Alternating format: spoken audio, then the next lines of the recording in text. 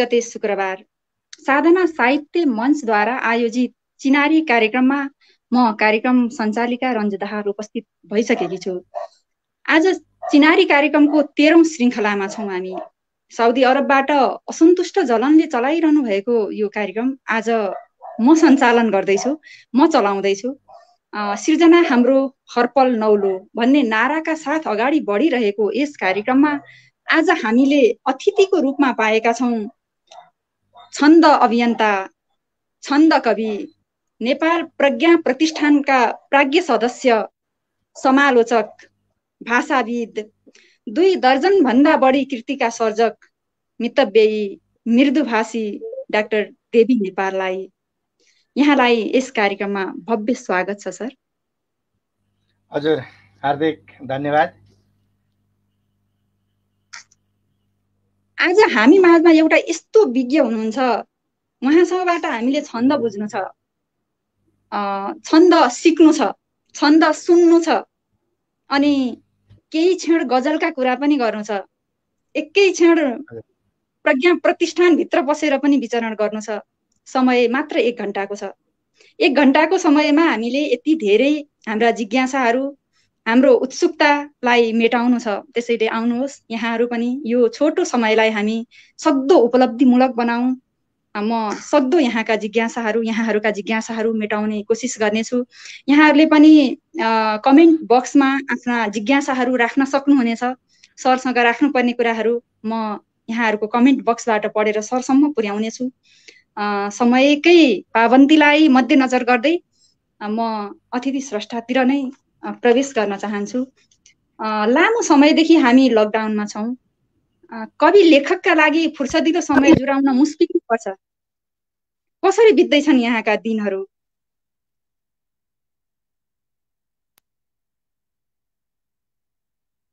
हामीले समयलाई व्यवस्थापन कसरी गर्ने भन्ने कुरा हुन्छ।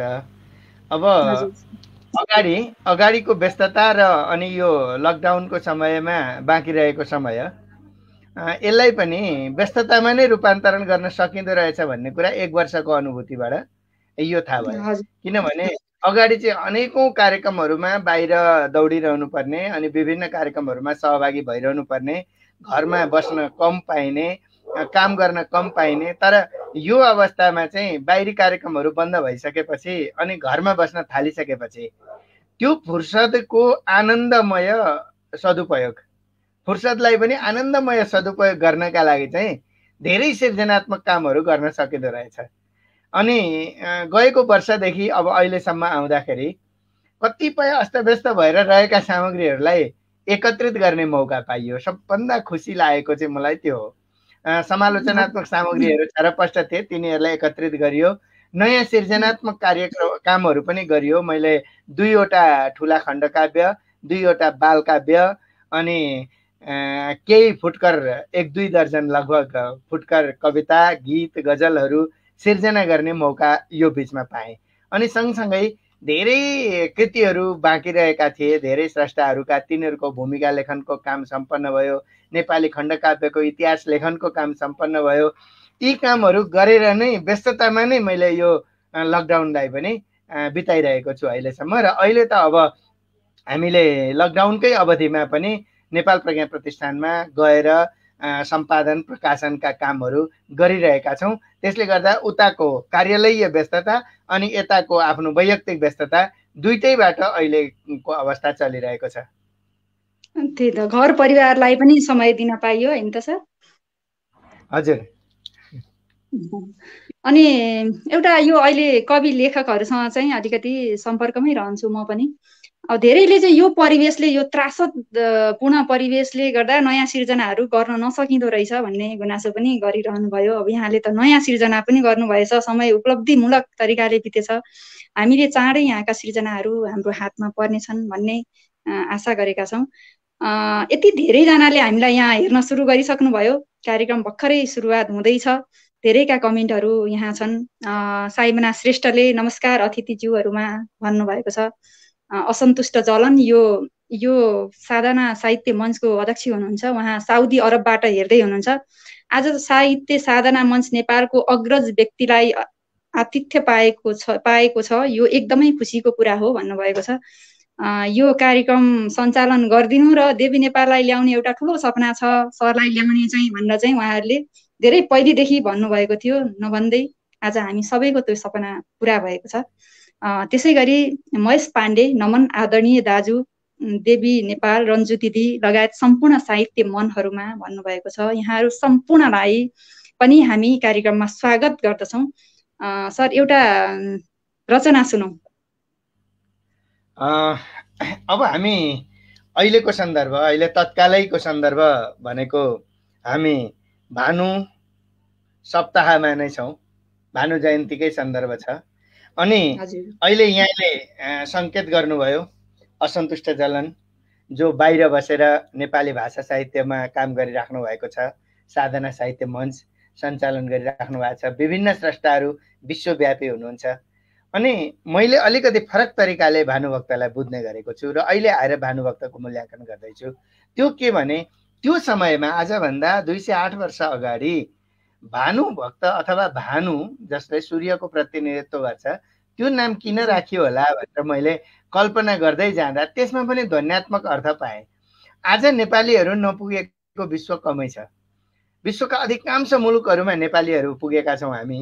अनि नेपाली जाति अहिले महाजाति बन्दैछ, नेपाली भाषा अहिले विश्व भाषा बन्दैछ, नेपाली साहित्य विश्वका कुना कुनासम्म पुगेको छ भने उहिले यो बेलायती साम्राज्यको कुरा भएका बेलामा कहिल्यै पनि सूर्य नअस्ताउने देश भनेर बेलायतलाई भनिन्थ्यो। त्यसको कारण के रहेछ भन्दा पूर्वमा भारतसम्म, पश्चिममा आफ्नो सम्पूर्ण क्षेत्र भएपछि यता सूर्य उदाउँदा उता अस्ताउने, उता अस्ताउँदा यता उदाउने, त्यो भएर भनिएको रहेछ।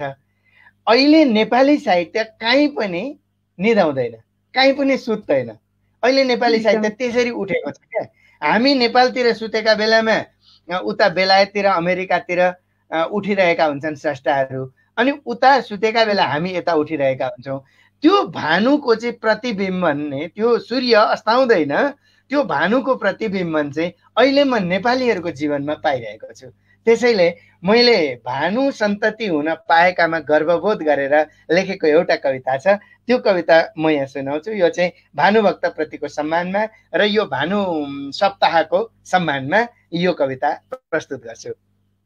म भानुभक्त सन्तति, कविताको शीर्षक।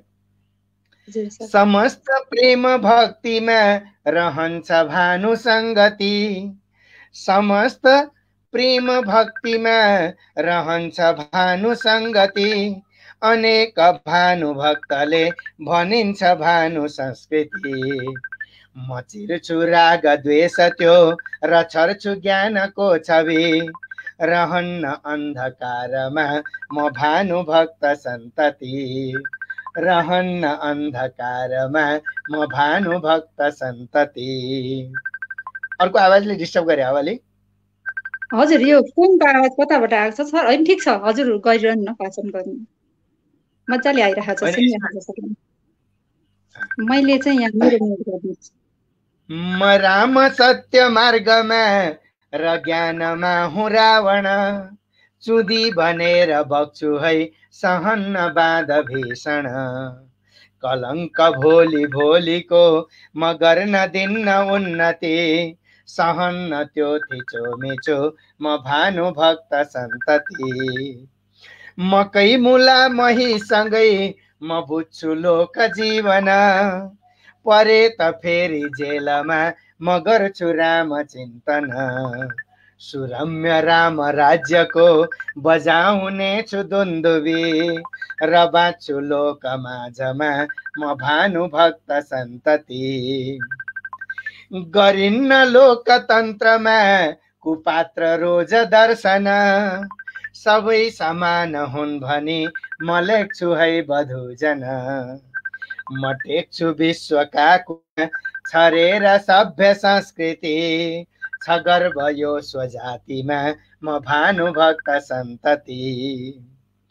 म रोप्छु खोच खोचमा अनेक बीज ज्ञानका, म रोक्छु नीति अस्त्रले कुचाल नित्य भ्रष्टका, मनुष्य एक जाति हो म ल्याउने छु जागृति, सहन्न भेदभाव त्यो म भानुभक्त सन्तति म छिर्न दिन्न देशमा कुनीति व्याप्त बादल म गिर्न दिन्न जातिको सुदीर्घ उच्च गौरव बचाउने छु राष्ट्रको सधैँ कला र संस्कृति र म लेख्छु भानु झैँ सधैँ म भानुभक्त सन्तति रहन्छु भानु झैँ सधैँ म भानुभक्त सन्तति। धन्यवाद। यहाँ सर म यो बस्छौँ, यो अलिकति फोनको टोन यो यो सर, फेस हजुर यो फोन आइरहेको सरकोमा हो। यो आवाजले मलाई एकदम डिस्टर्ब गरिराखेको छ अहिले हैन। यो मैले म्युट गर्दा पनि आइरहेको क्या सर, हामी दुईजना मात्रै छौँ यहाँ। यता फेरि यति लामो समय त फोन नआइरहनु पर्ने के भयो?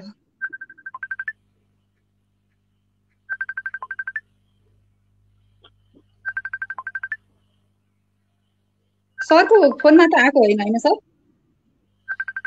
अनि मेरो यसमा आएको होइन, तर यो कसरी आएको आए भयो, निरन्तर आएको आइ भयो के यो। हजुर हजुर यहाँ छैन, त्यही त कट बन्द भइसकेको छ तर आएको आइ गर्छ। ए हजुर त्यही त, यो साउन्ड कसरी आयो? एकछिन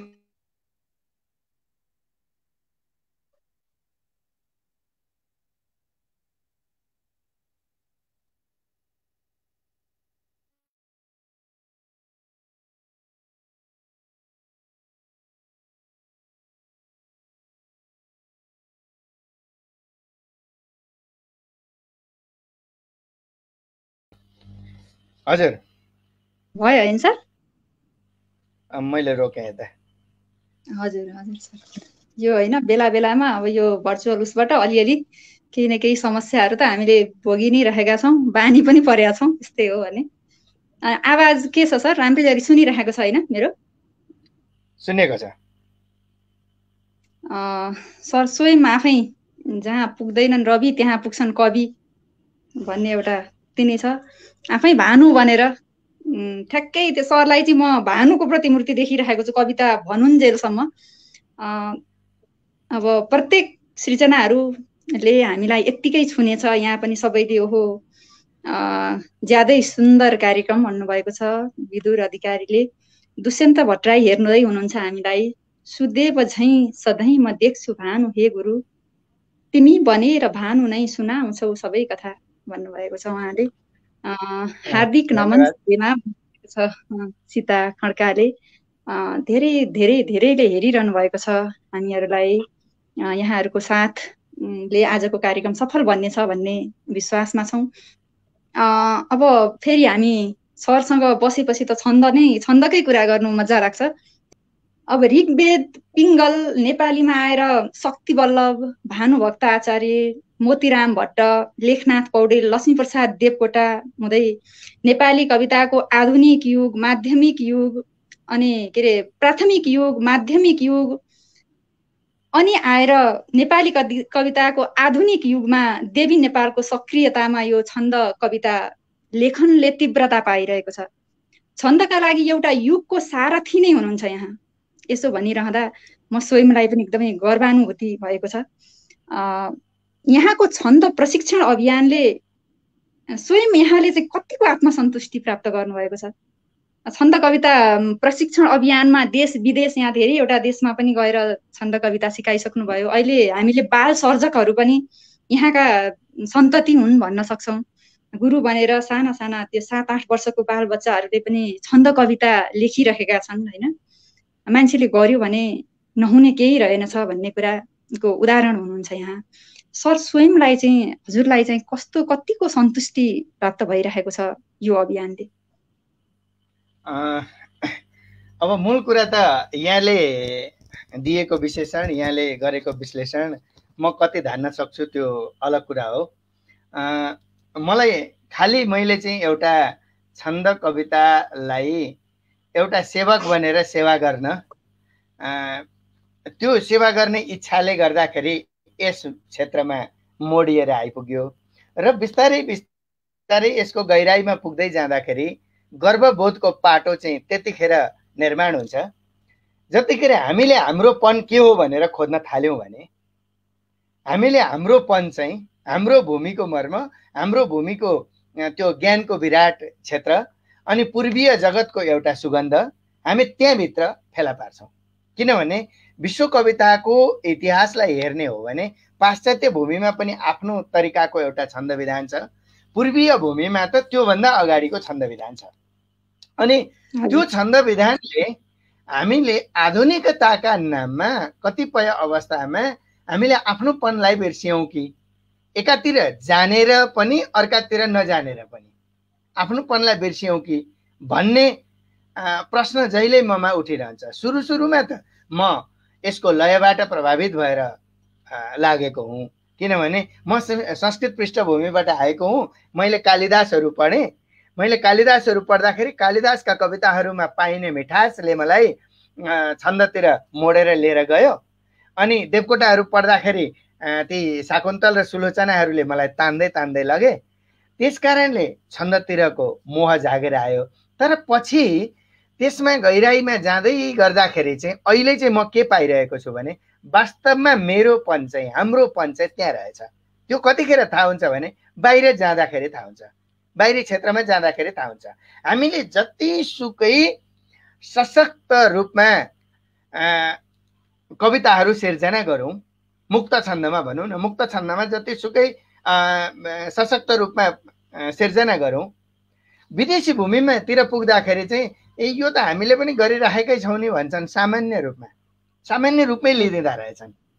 तर हामीले छन्द कविता प्रस्तुत गर्ने बित्तिकै ओहो यसमा त नयाँपन छ।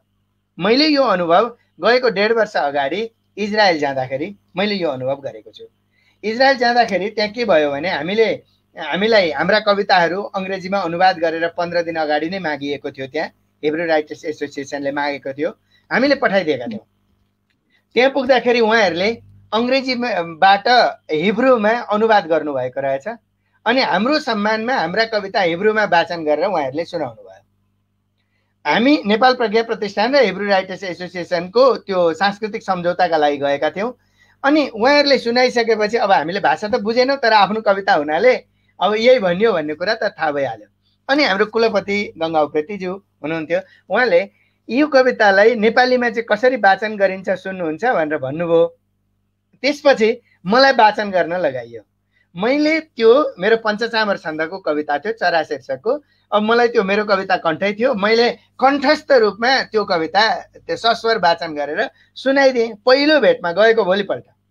त्यसपछिका 8-10 वटा कार्यक्रम त्यहाँ भए, अनेकौं किसिमका भेटघाटहरू भए। त्यहाँनेरि कविताको कुनै सन्दर्भ थिएन, तर कार्यक्रम सकिने बेलामा देवी नेपालको एउटा कविता चाहिँ सुन्ने भन्थे र अनि यो त भाषा बुझ्नुहुन्न नि तपाईँहरू भन्दाखेरि हामीलाई भाषा बुझ्नु पर्दैन, हाउभाउले हामी जम्मै बुझ्छौँ भन्थे। त्यसरी रमाए मान्छे। त्यो कारण थियो छन्द, त्यो कारण छन्द थियो। त्यस कारणले गर्दाखेरि मैले चाहिँ अहिले को पुस्ता हिजोको 2 दशक अगाडि यहाँले भन्नुभयो हामीले अभियान सुरु गर्दाखेरि को अवस्था र आजको अवस्था फरक छ। मैले जहिले एउटा सन्दर्भ भन्ने गरेको छु। 2053 सालमा 25 वर्ष अगाडि हो, मैले बिएड गरेर एउटा स्कुलमा म पढाउन टिचिङ प्र्याक्टिस गर्न जाँदाखेरि मैले इच्छा कविता पढाउनु पर्ने थियो। इच्छा कविता मैले लय हालेर वाचन गरिदिएँ। इच्छा यो छ महेश अन्तिम रसै त्यो मृत्यु सैया जली। मैले यति भन्दा एउटा विद्यार्थीले मलाई स्वाहा भनिदियो। पहिलो क्लासमा म जाँदाखेरि मैले लयबद्ध तरिकाले वाचन गर्दा एउटा विद्यार्थीले मलाई स्वाहा भनिदियो। त्यो स्वाहा भनेको कारणले गर्दाखेरि मलाई यति ठुलो तनाव भयो। म विद्यार्थीसँग रिसाइनँ, तर मलाई तनाव भयो। अनि मैले के सोचेँ भने अब म नयाँ पुस्तामा छिर्छु।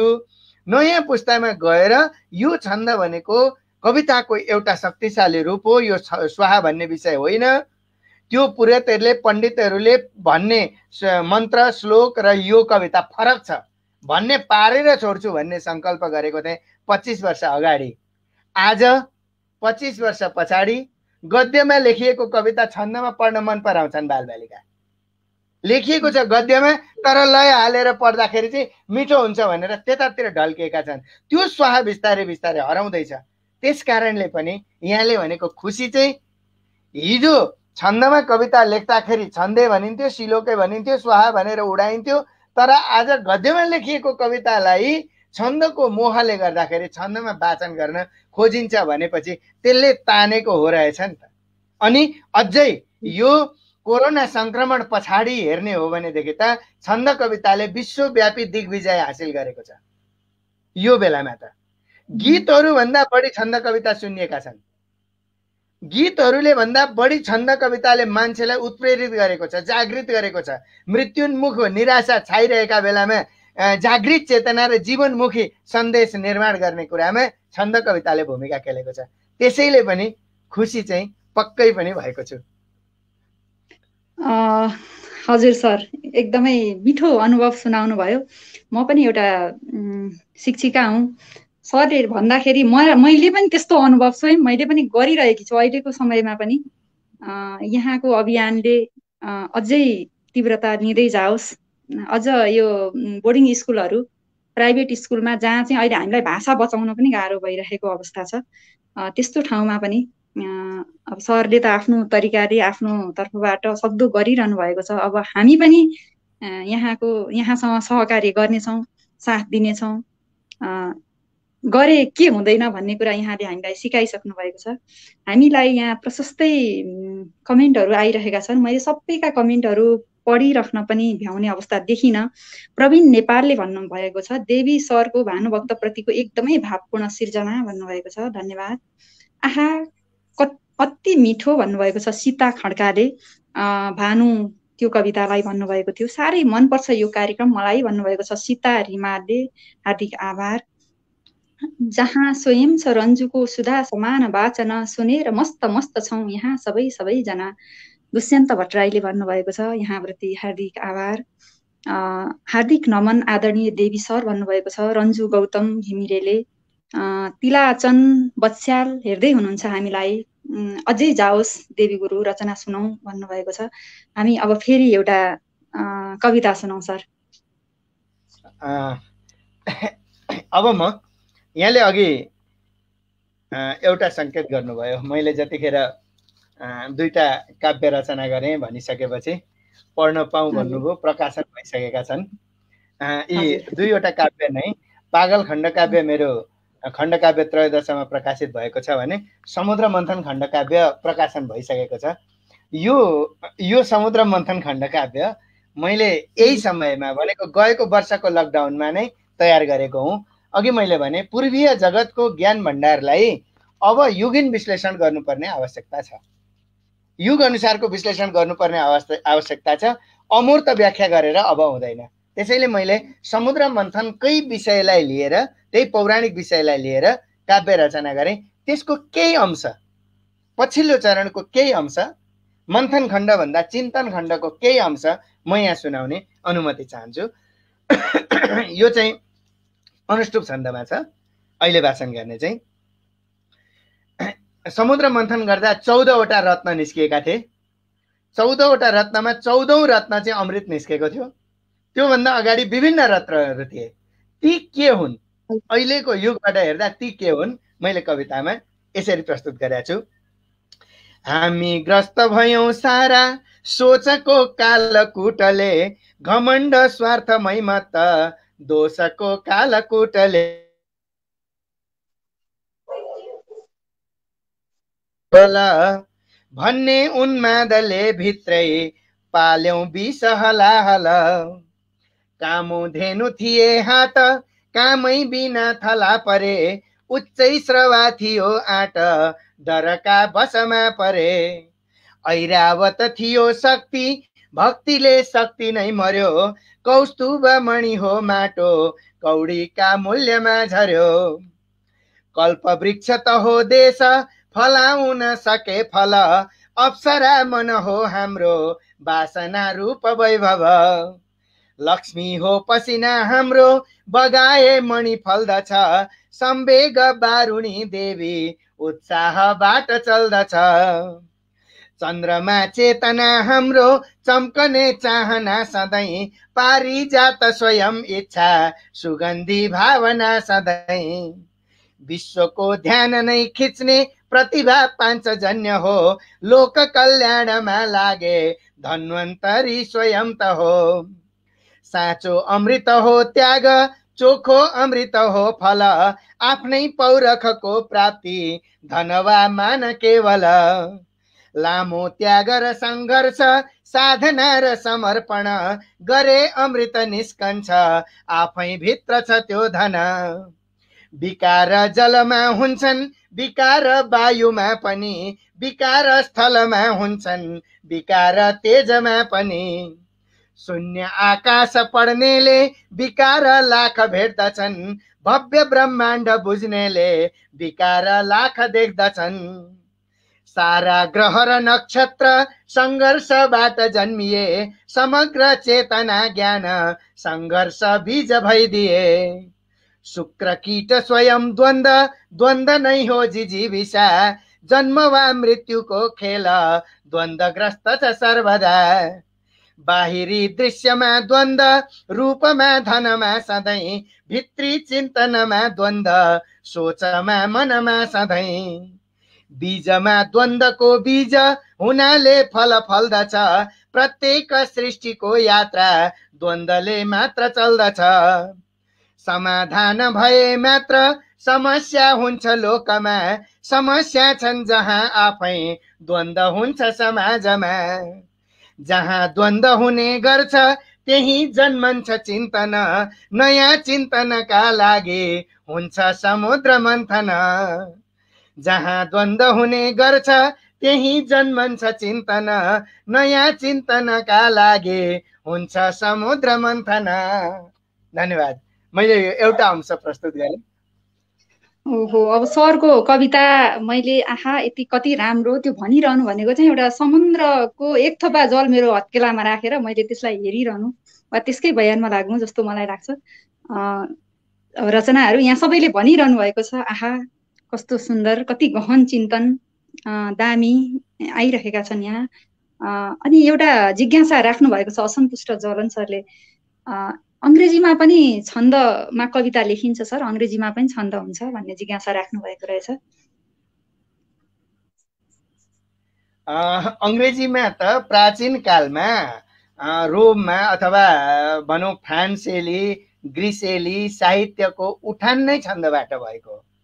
इलियड ओडिसी जस्ता महाकाव्यहरू भित्र प्रयोग भएको, अनि पछि शेक्सपियरले लेखेका सनेटहरू, त्यो चतुष्पदी छन्दहरू, तिनीहरू त प्रशस्त छन्।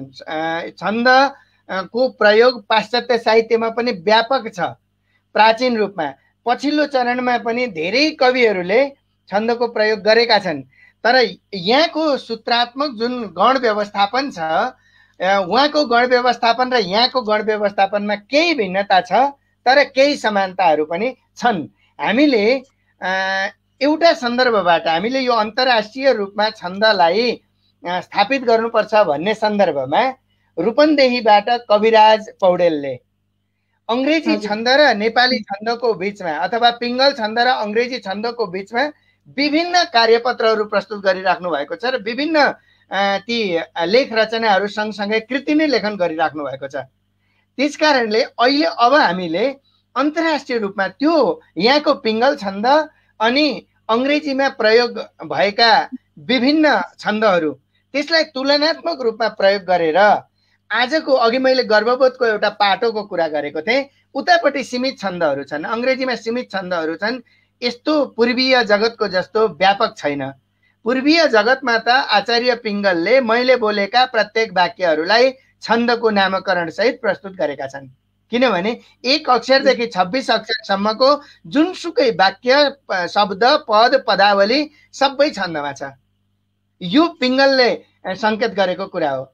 त्यसको नामकरण हामीले गर्न नजान्नु अलग कुरा हो।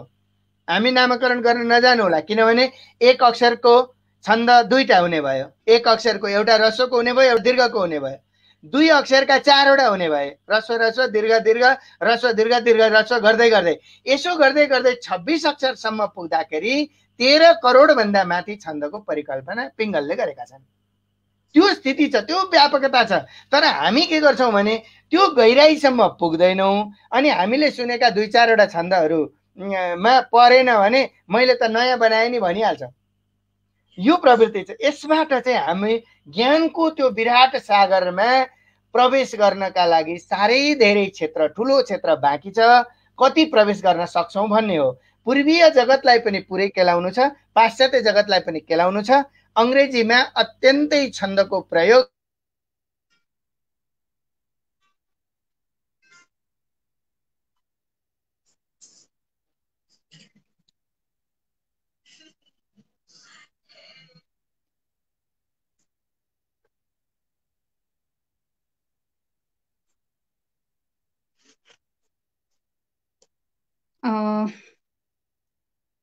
अड्किँदै आइरहेको छ सरको। मैले यहाँ केही कमेन्टहरू पाएकी छु। रसज्ञ छहराले कवितामै कमेन्ट लेख्नु भएको छ। सरलाई हामी जोड्नेछौँ। सर आउँदै हुनुहुन्छ, सायद केही प्राविधिक समस्या भए जस्तो छ। हे देवी रसिला पिएर रससी सन्तुष्ट धेरै भए, जोडी हात गरे प्रणाम अहिले स्वीकार भन्दै गए। पढ्ने छन्द पराग अवसर मिल्यो, यो आत्मा खुल्दै गयो, मौका मिल्न गए झिकेर रसै पार्ने छु सन्तुष्ट यो। रसज्ञ छहराले गर्नुभएको कमेन्ट थियो। यो कवितामै कमेन्ट गर्नुभएको छ। त्यसै गरी यम प्रकाश केसीले शेयर कम भयो आज भन्नुभएको रहेछ। भइरहेको देखिरहेको छु। वा देवीज्यू आउनु भएको रहेछ भन्नुभएको छ शङ्कर ढकालज्यूले। हजुर हामी भव्य बसाइमा छौँ। राम देउबाले भव्य बसाई भन्नुभएको छ। त्यसै गरी आहा अत्यन्तै मिठो कविता, आफै भित्र छ त्यो धन भन्नुभएको छ असन्तुष्ट जलनले। हाम्रो अतिथि स्रष्टा देवी नेपाल सरकोमा केही प्राविधिक गडबडी भए जस्तो छ। उहाँ अहिले केही क्षणका लागि यहाँ हामी बिचमा हुनुहुन्न। मैले कार्यक्रमलाई अगाडि बढाइरहनेछु। दुष्यन्त भट्टराईले देवीका कविता सुनेर मन यो आनन्दले नाच्दछ, झन् उत्प्रेरक छन्द काव्य तिनको यात्रा पहिल्याउँछ भन्नुभएको छ। अवश्य नै यहाँलाई कार्यक्रममा स्वागत छ। सुनिरहनु भएको छ र यति मिठो कमेन्ट गरिरहनु भएको छ। रन्जु गौतम घिमिरे आहा कति मिठो भन्नुभएको छ। हरिप्रसाद रिमाल आहा दामी चिन्तन छ भन्नुभएको छ। असन्तुष्ट जलन आहा अति मिठो भन्नुभएको छ। धेरै धेरै धेरैजनाले हेरिरहनु भएको छ। हामीलाई यहाँहरूको साथले कार्यक्रम अगाडि बढ्दैछ। हाम्रो अतिथि कवि स्रष्टा देवी नेपाल सरकोमा केही प्राविधिक कमजोरीले उहाँ केही क्षण आउट हुनुभएको छ। म आशावादी छु उहाँ अवश्य पनि आउनुहुनेछ। हामीले फेरि पनि उहाँलाई कार्यक्रममा स्वागत गर्न पाउनेछौँ।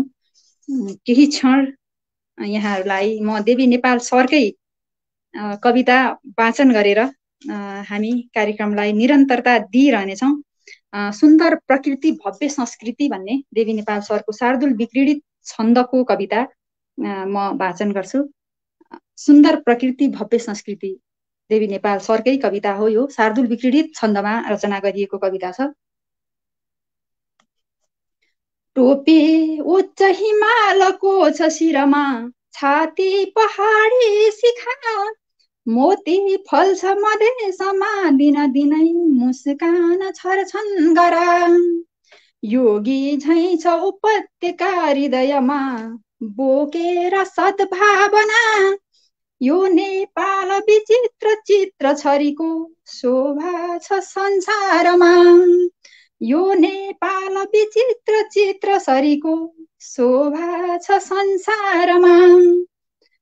चौरी हाँस्छ हिमालमा चरणको, हेर्दै खुला केचना, गैँडा छर्छ अपार जीवन कला, बाँच्ने नयाँ चेतना।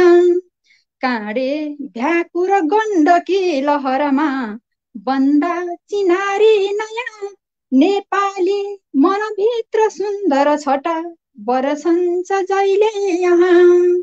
नेपाली मनभित्र सुन्दर छटा, बरसन्छ जहिले यहाँ। रारा गीत बनेर सर्छ सजिलै, ती कोइली कण्ठमा, झरना प्रीत लिएर झर्छ मनका, पाखा र मैदानमा झुल्के घाम रगाउँदैछ सिउँदो नेपालको प्रेमले झुल्के घाम रगाउँदैछ सिउँदो नेपालका। यहाँ सर आउँदै हुनुहुन्छ, म उहाँ सरलाई चयन गर्दैछु।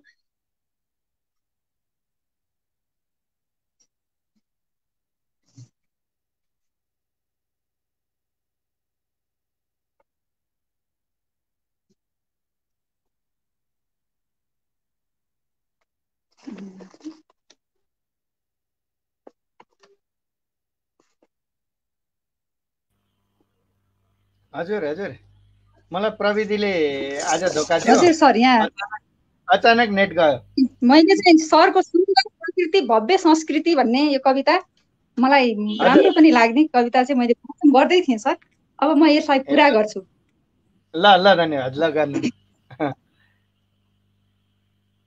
रारा गीत बनेर सर्छ सजिलै ती कोइले कण्ठमा झरना प्रीत लिएर झर्छ मनका पाखा र मैदानमा झुल्के घाम रगाउँदैछ सिउँदो नेपालको प्रेमले नेपाली मनभित्रको मखमली फुल्दैछ आनन्दले मेची नाच्दछ धान नाच सबले गाउँ मिली देउडा हाँस्यो है मिथिला कला भरिया हो आनन्दले बाजुरा पर्सा घुम्न गएछ भद्र तिलिचो धोती र कुर्ता भिरे जोडी डम्फु लिएर बखुतनमा भिर्दैछ पाके पनि सारा वेद पुराण बाइबलले देउसी र भैलो भने एउटै मानव धर्म भन्छ त्रिपिटक भट्याउँदै गर्वले शेर्पा दाई झरे सुरम्य मिथिला लोसारको नाचमा बाराले पनि गर्वले भनिदियो लौहुन्य त्यागिन्तुना रोदी भित्र पसेर गीत सुरिलो गाए नि सन्थालले डाँफामा पनि घाटु नाच सजिलै नाचिन्छ आनन्दले माघी मान्न भनेर दाममा पुगियो बज्दै थियो खैँजडी मेचे धानुको मित्र भई अघि बढे त्यो स्वर्गद्वारी मुनि गौरामा व्रत बस्दछिन् असनकी नानी थङ्कु प्रेमले आयो है छठ सूर्य दर्शन गरौँ भन्छिन् नि पासाङले साकेला सुरु हो भनी सब जुटे त्यो बर्दिया चौरमा कस्तो मेल अचम्म मान्छ दुनियाँ यो बुद्धको देशमा कस्तो मेल अचम्म मान्छ दुनियाँ यो बुद्धको देशमा। सरकै अगाडि सरको कविता यसरी वाचन गर्न पाउनु एकदमै खुसी लाग्यो। हजुर, यो प्राविधिक उसले गर्दाखेरि मैले चाहिँ कार्यक्रमलाई अगाडि बढाइराखौँ भनेर यता गएँ सर।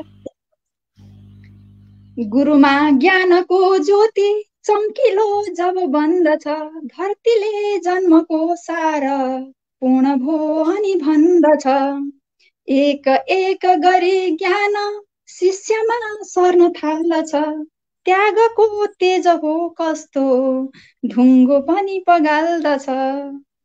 गुरु शीर्षकको अनुष्टुप खण्डको सरको कविताको श्लोक वाचन गरेँ मैले। हामी कार्यक्रमलाई अगाडि बढाउँछौँ सर। छन्द लेखन र छन्दमा कविता लेखन बीचको भिन्नता हाम्रा नवसर्जकहरूलाई प्रष्ट पारिदिनुहुन्छ कि? यो एकदमै महत्त्वपूर्ण कुरा गर्नुभयो। छन्द लेखन र छन्दमा कविता लेखन यी दुईटा कुरा फरक फरक हुन्। छन्दमा त इतिहास लेखियो, पुराण लेखियो, धर्मशास्त्र लेखियो, गणित पनि लेखियो, अर्थशास्त्र पनि लेखियो, त्यो कविता होइन। गणितका सूत्रहरू छन्दमा लेखिए, अर्थशास्त्रहरू छन्दमा लेखिए, छन्द मिल्ने बित्तिकै त्यो कविता भइहाल्दैन। तर छन्दभित्र कवित्व निर्माण गर्नका लागि चाहिँ अब त्यहाँ कवि दृष्टि हुनुपर्छ। सामान्य म यो जुन कुरा बोल्दैछु यो मैले यदि छन्दमा उनिदिएँ भने त्यो छन्द चाहिँ हुन्छ, कविता चाहिँ हुँदैन। हाम्रो दृष्टिकोण के बनिरहेको छ भने यो दुईटै सन्दर्भमा, खालि छन्दमा मात्रै नभनौँ, गद्यमा पनि अथवा मुक्त छन्दमा पनि, मुक्त छन्दमा पनि एउटा अनुच्छेदलाई भाँचेर लामो बनाएर एक पेज बनाएर राख्ने अनि रोक्दै रोक्दै वाचन गर्ने, त्यसलाई गद्य कविता भनिरहेका छौँ हामी। अनि गणको सूत्रमा शब्द हालिदिने, शब्द हालेर अनि लयात्मक तरिकाले वाचन गरिदिने, त्यसलाई हामी छन्द भनिरहेका छौँ। यो दुईटा कुराबाट नै हामी मुक्त हुनुपर्नेछ। कविता त्यतिखेर हुन्छ जतिखेर त्यो छन्दको साँचो भित्र रहेको भाव छन्दले अटेस मटेस भएर निसासिएर बसेको देखिनु हुँदैन। त्यो छन्दभित्र निसासिएर बसेको देखियो भने त्यो कविताले आकर्षण ल्याउँदैन। त्यो छन्द शक्तिशाली हुन्छ। जब छन्द शक्तिशाली हुन्छ त्यतिखेर कवित्व चाहिँ छायामा पर्छ। कवित्वका पछाडि छन्द दौडाउने अवस्था निर्माण भयो भने मात्रै त्यो कविता बन्ने गर्छ। त्यसैले मैले केही श्रृङ्खलाहरूमा मैले यो छन्द हो यो कविता हो भनेर नै उदाहरणका रूपमा नै विभिन्न मैले प्रस्तुत गरिरहेको हुन्छु। अब सामान्य वस्तुलाई हेरेर अथवा फुललाई हेरेर फुलको चित्रण मात्रै गर्ने काम भयो भने त्यो छन्द भयो। गण कहीँ बिग्रेको छैन तर फुलको चित्रण छ, त्यो छन्द भयो। तर फुलभित्र जीवन देख्यो, फुलको सौन्दर्यभित्र सङ्घर्ष देख्यो, बीजदेखि उम्रिएर बोट हुँदै हुँदै फुलेको फुलसम्म सौन्दर्य ग्रहण गर्दासम्मको सङ्घर्षशीलताभित्र उनेर अभिव्यक्त गर्यो फुललाई भने त्यो चाहिँ कविता हुन्छ। कविता र छन्दको फरक। हजुर, हाम्रो यहाँ नवसर्जकहरू हुनुहुन्छ, यही साहित्य साधना मञ्चभित्रकै कार्यकारी सदस्यहरू पनि छन्द लेखनमा अहिले अग्रसर देखिरहनु भएको छ। उहाँहरूकै लागि राखिदिएको प्रश्न थियो यो। छन्दमा युग यथार्थ प्रस्तुत हुन सक्दैन, छन्दमा युग यथार्थ प्रस्तुत हुन सक्दैन भन्ने आरोप छन्द कविहरूमाथि चाहिँ धेरै पहिलेदेखि नै लागिरहेको आरोप हो। अनि अहिले आएर पनि पुरातन सोच भएकाहरू छन्द लेख्छन् भन्नेहरू पनि छँदैछन्। साँच्चै नै छन्द कवितामा जातीय विभेद, शोषण, उत्पीडन, क्रान्ति चेतना, समसामयिक यथार्थ आउन नसकेकै हो त? अब यहाँहरूले कसरी हेर्नु भएको छ भन्ने कुरा हो यसलाई है। म एउटा श्रृङ्खला नै प्रस्तुत गरौँ, यसका बारेमा त म घन्टौँसम्म उदाहरणसहित प्रस्तुत हुन सक्छु। किनभने हामीले छन्द कतिखेर बुझिरहेका हुन्छौँ भने अघि मैले भने नि हाम्रो ध्यान नै गएको छ छन्द भन्ने बित्तिकै श्लोक परम्परामा, भजन परम्परामा, स्तुति परम्परामा गएको छ। यहाँले भनेका जम्मै कुरा है, युग चेतना, जीवनबोध, समाजबोध, क्रान्ति चेतना, नवीन जीवन दृष्टि होइन, अहिलेको वर्तमान विश्व चेतना, मानवीय समस्याका पक्षहरू, यी सम्पूर्ण उद्घाटन छन्दभित्र हुन सक्छन्। अहिले लेखिने अधिकांश कविता हेर्नुभयो भने त्यो थाहा हुन्छ। आजभन्दा 100 वर्ष अगाडि, अहिले भन्दैछौँ हामी छन्दले यो बोक्न सक्दैन भनेर, गणतन्त्र नेपालमा आएको कति वर्ष भयो? गणतन्त्र नेपालमा आएको 15 वर्ष हुन लाग्दैछ है। तर 100 वर्ष अगाडि छरितो र छिटो नयाँपाली छिटो गणतन्त्र भनिकन गर्जी उठ्यो धरणीधर कोइरालाले उहिले बोल्या थिए त। 100 वर्ष अगाडि छन्दमा बोल्या होइन र?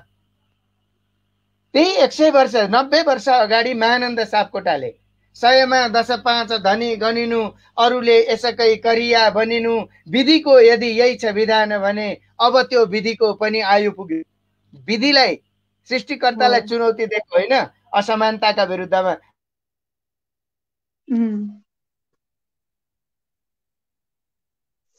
बोलेको होइन। सिद्धिचरण श्रेष्ठले त्यही बेलामा, अझ त्योभन्दा अगाडि नै जान सक्छौँ, त्यो लक्ष्मीदत्त पन्तले माध्यमिक कालमा नै राजा हो सेखी तेरो म पनि गुरु कृपा बुद्धि भई चम्किएको त्यो राजाले मै हुँ भनेका बेलामा, राजाले मै हुँ भनेका बेलामा तिम्रो आफ्नो किसिमको उच्चता होला, तर म पनि बुद्धिले चम्किएको एउटा राजा नै हुँ भनेर त्यतिखेरै बोलेको थियो लक्ष्मीदत्त पन्तले। त्यो चाहिँ माध्यमिक कालमा थियो। देवकोटाले क्रान्तिका कुराहरू 2000 भन्दा अगाडि नै गरेका थिए। देवकोटाले सामाजिक चेतनाका कुराहरू त्यतिखेरै गरेका थिए, छन्द कवितामा नै गरेको थियो। अनि काडी तरक्क पसिना दिन रात डोको बोके पनि उदर गर्त रहन्छ भोको। लेखनाथलाई त हामी स्तुति परम्पराका कवि भन्छौँ नि, त्यतिखेरै आएको थियो त। युद्ध प्रसाद मिश्रले त्यो भोका टाङ्गा उठ हैन त्यो समयमा 2000 को दशकमा भनेपछि यो परम्परा, यो श्रृङ्खला मैले भने नि घण्टौँसम्म यो श्रृङ्खला पूर्ण कविताका साथ प्रस्तुत हुन सकिन्छ। त्यसैले हामीले एउटा दुईटा अब अहिले आएर हामीले हेर्ने केलाई भन्ने कुरा हो। आज हेर्ने हो भने नेपाली कविताको अवस्था एउटा डिपार्टमेन्टल स्टोर जस्तो छ। कोठाभित्र छिरिसकेपछि जे चाहिन्छ त्यो लिएर हिँड्न पाइन्छ। त्यसैले हामी अहिले भानुभक्त आचार्यको एक दिन नारद सत्य लोक पुगी गया लोकको गरौँ हित भनी 1 अरबमा 60औं खुट्टा काटेका कविता पनि अहिले पनि पाउँछौँ। त्यतिखेरको आध्यात्मिक नीति चेतना पनि पाउँछौँ। मोतीराम भट्टको श्रृङ्गार पनि हामी पाउँछौँ। अनि देवकोटाको त्यो लेखनाथको परिष्कार पनि पाउँछौँ। देवकोटाको स्वच्छन्दता पनि पाउँछौँ। अनि युद्ध प्रसादको क्रान्ति चेतना पनि पाउँछौँ। मोहन कोइरालाको जटिल बिम्ब योजना पनि हामी पाउँछौँ। के चाहिन्छ हामीलाई त्यही अहिले पाउँछौँ। तर हामीलाई चाहियो, हामीले चाहिँ एउटा धारको अथवा एउटा कोठाको डिपार्टमेन्टल स्टोरको एउटा र्याकमा राखिएको सामग्रीलाई हेरेर सम्पूर्ण डिपार्टमेन्टल स्टोरभित्र यही सामग्री छ भनेर अनुमान लगाउनु चाहिँ हुँदैन। अरूतिर पनि हेर्नुपर्छ। मलाई लाग्छ छन्द कवितामा युग बोलेको समय हो अहिले। अघि मैले सङ्केत गरेको थिएँ, कोरोनाबाट त्रसित भएर भागिरहे स्वाट जीवनमा मर्ने कुरामा यो छन्द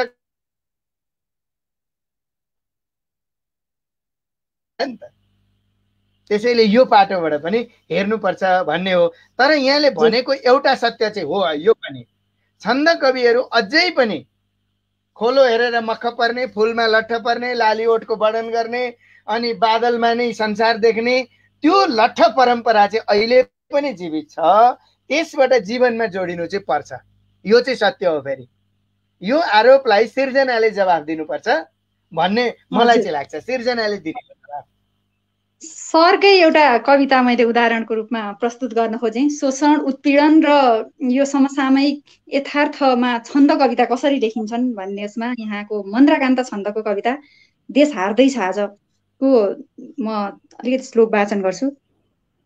मेरो छाया रवि किरणको खोकिलामै बिलायो, मेरो माया अलमल भई कोपिलामै हरायो, मेरो बाटो ग्रसित किन भो सोध्छ मेरै गुलाफ, मेरो बाटो ग्रसित किन भो सोध्छ मेरै गुलाफ, मेरो माटो त्रसित किन भो दासता दे जवाफ, मेरो माटो त्रसित किन भो दासता दे जवाफ।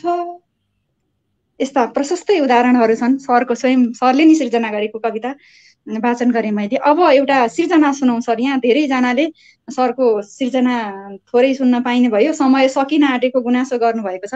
एउटा कविता सुनाउँ सर। के सुनाउँ अब?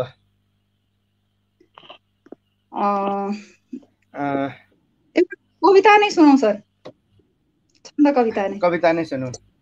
अब यहाँ धेरै स्रष्टाहरू जोडिराख्नु भएको छ अनि धेरै कविज्यूहरू पनि हुनुहुन्छ, शिक्षकहरू पनि हुनुहुन्छ। अघि रन्जुजीले गुरु कविता त वाचन गर्नुभयो, जो 6 कक्षामा विद्यार्थीहरूले पढ्ने गर्दथे। यस वर्षदेखि त्यही ठाउँमा अर्को कविता छ। त्यही ठाउँमा मेरो अर्को कविता छ समावेशी चेतनाको। अघिको उत्तर पनि हो यो भन्ने मलाई लाग्छ। युग यसरी अहिले प्रतिबिम्बन हुँदैछ कवितामा भन्ने कुरा। मातृभूमिको आवाज यो छोटो छन्दमा छ, यो चाहिँ उपजाति छन्दमा छ। म यही कविता सुनाउँछु जसले गर्दा हाम्रा शिक्षकहरूलाई अथवा पाठकहरू श्रोताहरूलाई र विद्यार्थीहरूलाई पनि काम लाग्छ भन्ने मैले सोचेको छु। यो कक्षा 6 को पहिलो पाठ नै यही छ र अहिले नयाँ पठन सुरु भइसकेको छ। म यही कविता यहाँ वाचन गर्ने अनुमति चाहन्छु।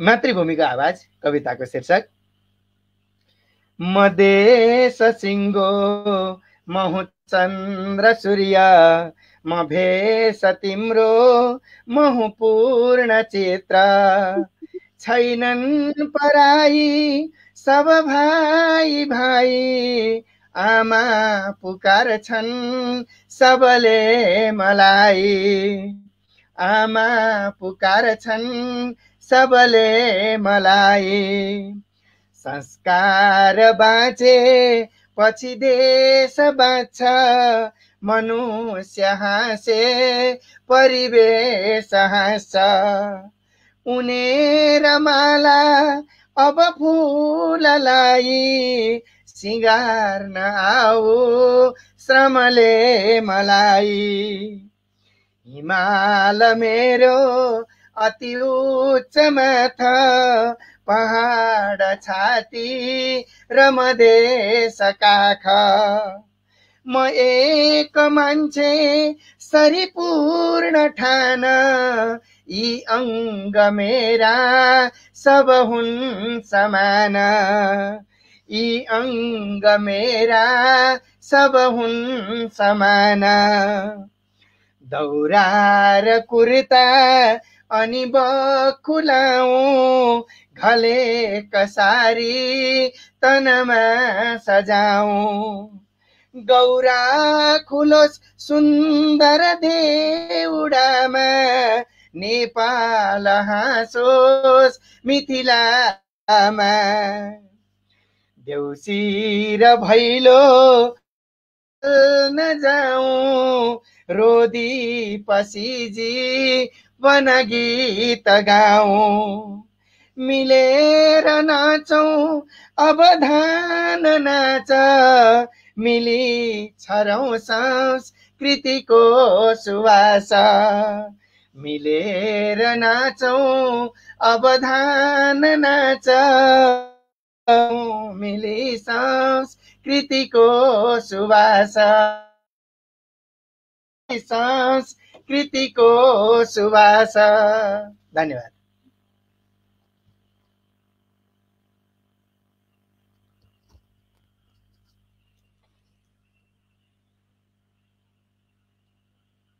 म्युटमा हुनुहुन्छ म्युटमा हुनुहुन्छ सर चाहिँ नेपाल प्रज्ञा प्रतिष्ठानको प्राज्ञ परिषद पनि हुनुहुन्छ प्राज्ञ परिषद सदस्य पनि हुनुहुन्छ सरको कार्यकालमा चाहिँ प्रज्ञा प्रतिष्ठानले गरेका केही उदाहरणीय कार्यहरू सरले छोटकरीमा यहाँ प्रज्ञा प्रतिष्ठान सम्बन्धी कसले प्रश्न पनि उठाउनु भएको थियो सर प्राज्ञ हुनुहुन्छ के कस्तो काम हुँदैछ त्यहाँ भनेर त्यही प्रश्नलाई मैले जोड्दै हुँ। एकदमै खुसी लाग्यो भन्दा पनि समग्र प्रतिष्ठानले गर्ने कुरा र मैले मेरो विभागबाट गर्ने कुरा म एकदमै संक्षेपमा राख्न चाहन्छु। पहिलो कुरो त प्रज्ञा प्रतिष्ठान नेपाली भाषा साहित्य कला संस्कृति सँगसँगै त्यहाँ दर्शनशास्त्र समाजशास्त्र अनि विविध पाटो भनौँ साहित्यका विविध पक्ष भाषाका विविध पक्ष अनि समाजशास्त्रको दर्शनको र संस्कृतिको पाँचवटा विकास क्षेत्रमा पाँचवटा क्षेत्रमा काम गर्ने संस्था हो राष्ट्रको सर्वोच्च निकाय हो त्यो। त्यहाँ 11वटा विभागहरू हुन्छन् 11वटा विभाग मध्येमा एउटा विभाग बाल साहित्य र लोकवार्ताको विभाग मैले हेरिरहेको छु। नेपाल प्रज्ञा प्रतिष्ठानले पहिलो कुरा हामी गइकन गरेको एउटा महत्त्वपूर्ण कार्य भनेको यहाँहरूका हातमा रहेको मोबाइलमा नेपाली बृहत शब्दकोश छ। यहाँहरूले थाहा पाउनु भएको छैन भने त्यो एपमा गएर त्यसलाई डाउनलोड गर्न सकिन्छ। त्यो नेपाल प्रज्ञा प्रतिष्ठानले विश्वभरिका नेपालीहरूलाई दिएको एउटा उपहार हो। अर्को कुरा हामी अहिले 1,50,000 शब्दको शब्दकोश बनाउँदैछौँ 65,000 शब्द त्यसमा छन्। अहिले 1,50,000 शब्दको शब्दकोश बन्दैछ। नेपालभित्रका विविध जात जातिका भाषाबाट नेपालीमा आएका शब्दहरू अब त्यहाँभित्र समावेश हुँदैछन्। त्यो कार्य हामी अब 1 वर्षभित्रमा सम्पन्न गर्दैछौँ यो गर्ने सन्दर्भमा। अनि हामीले नेपाल चिनाउने बृहत ग्रन्थ लेखनको थालनी गरिसकेका छौँ। हाम्रो कार्यकालमा त्यसले एउटा मूर्त रूप लिन्छ र अघिल्लो अर्को कार्यकाल अर्को समूह आउँदाखेरि त्यसले पूर्णता प्राप्त गर्छ। नेपाल चिनाउने ग्रन्थ नेपाल दर्पण लेखनको कार्य सुरु भएको छ। प्रदेश नम्बर 2 को काम सकिएको छ। कोभिडको कारणले गर्दाखेरि अरू क्षेत्रको काम गर्न सकिएको छैन। अर्को पाटो नेपाली दर्शन। अहिले सबभन्दा महत्त्वपूर्ण कुरा के छ भने विश्वमा जहाँ पनि एसियाली दर्शन भन्छ अनि भारतीय दर्शन भन्छ। भारतीय दर्शन भनेर पढाउँछन्। त्यहाँनेरि हाम्रो भुवन दर्शन, हाम्रो बौद्ध दर्शन अथवा हाम्रो यही भूमिमा सिर्जना भएका ती याज्ञवल्क्यका अथवा गार्गीका ती सिर्जना भएका विविध पक्षहरू अथवा यही भूमिमा योग दर्शन आदिका लगभग हामीले 60वटा दर्शन नेपाली भूमिबाट निर्माण भएका छन् भनेर अहिले नेपाली दर्शनको किताब बनाइरहेका छौँ, जसलाई नेप्लिज फिलोसफी भनेर अङ्ग्रेजीमा अनुवाद गरेर विश्वमा पुर्याउने योजना छ। त्यसले भारतीय दर्शन भनेर पढाइरहेको सामग्रीलाई नेपाली दर्शनमा रूपान्तरण गर्दैछ। यो विविध पाटो भयो भने मैले मेरो विभाग सम्हालिसके पछाडि बाल साहित्य र लोकवार्ता दुईटा विभाग हो मेरो, दुईटा एकै ठाउँमा हुन्छ। बाल साहित्यमा नेपाल प्रज्ञा प्रतिष्ठानको 63 वर्षको इतिहासमा 14 सालदेखि 75 सालसम्मको त्यो 62-63 वर्षको इतिहासमा बाल बालिकाका लागि सामग्री थिएन, त्यहाँनेरि प्रकाशन भएको थिएन पत्रिकाको रूपमा। बाल प्रज्ञाको पत्रिका प्रकाशनको थालनी मैले त्यो विभाग सकेपछि भयो र त्यसको 4थो अङ्कसम्म अहिले प्रकाशन सकेको छ। त्यो 6 महिनामा निस्किन्छ। सम्पूर्ण बालबालिकाका सामग्री त्यसमा आउँछन्। अनि त्यहाँ गइसकेपछि बाल गजलको संयुक्त सङ्ग्रह निस्क्यो, बाल कथाको संयुक्त सङ्ग्रह निस्क्यो, बाल निबन्धको काम अहिले अन्तिम चरणमा हुँदैछ। 1 महिनामा बाल निबन्धको प्रकाशन हुन्छ। अनि प्राचीन समय अथवा पुरानो युगदेखि रेडियो नेपालमा बजेका तर बाहिर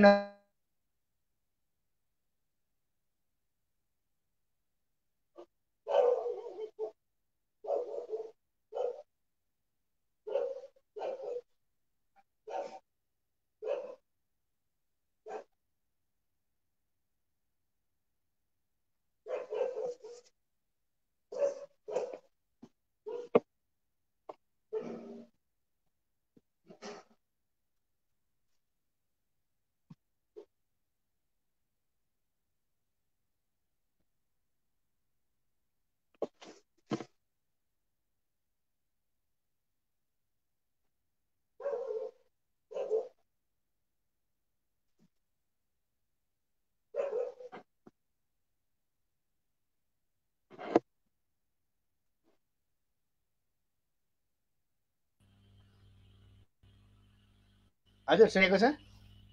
हजुर हजुर सर। मेरो फेरि प्रविधिले दुःख दियो। म भन्दै थिएँ आउँदो वर्ष नेपालको 7वटा प्रदेशको प्रादेशिक इतिहास लेखनको काम हुँदैछ। बाल साहित्यको 7वटा प्रदेशबाट 7 जनाले इतिहास लेख्दै अनि भारतीय नेपाली साहित्य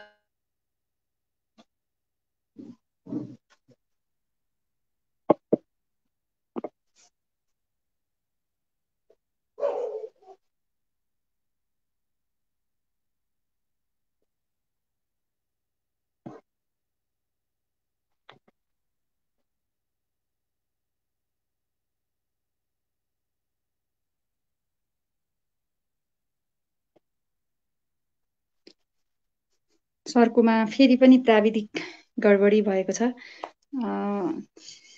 जोडिँदै हुनु होला भन्ने आशमा छु म। हजुर जोडिएको छ कि छैन अहिले? ठिक छ सर, आइरहेछ। यो जाँदै आउँदै गरिरहेछ। आज नेटले एकदम दुःख दिइरहेछ।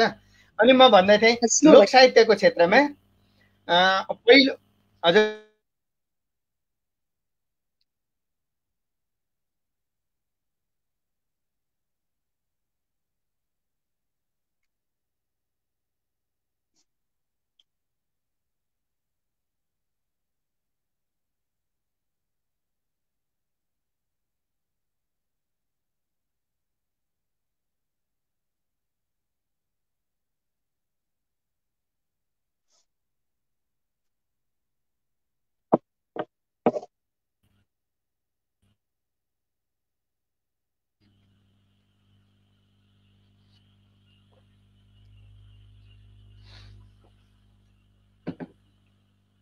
सर आवाज चाहिँ सुनिन्छ कि जस्तो छ, बोल्नु त। सुन्या छ? हजुर हजुर सर, अहिले सुनेको छ?